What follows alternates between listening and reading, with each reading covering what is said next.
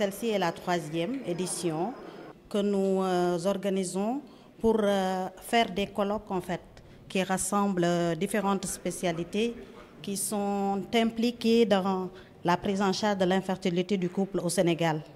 L'infertilité du couple que nous, en tant que praticiens, nous voyons à quel point c'est devenu un drame social.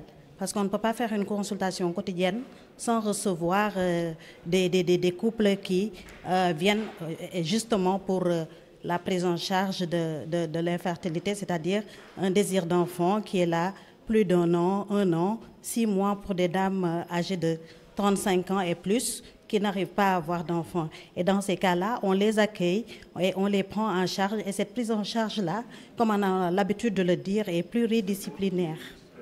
Si vous prenez 10 couples dans le monde, un est concerné par l'infertilité. Et au Sénégal aussi, dans les études qui sont faites au milieu hospitalier, c'est en moyenne 25% qui nous sollicitent pour l'infertilité. Justement, c'est une prise en charge qui est concentrée certes à Dakar, mais de plus en plus, ça se décentralise au niveau des différentes régions.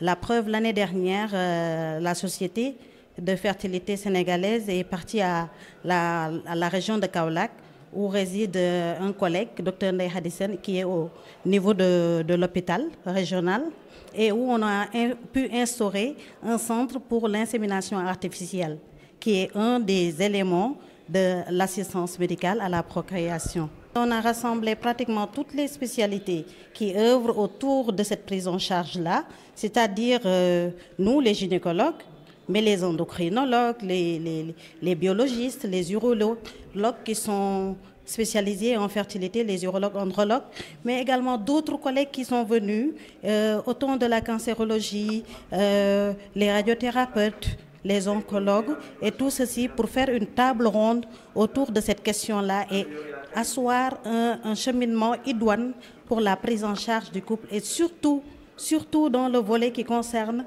la préservation de la fertilité. Actuellement, la prise en charge du cancer a bien évolué. Après le cancer, ces couples ont besoin d'avoir une bonne fertilité et ça pose toujours un problème.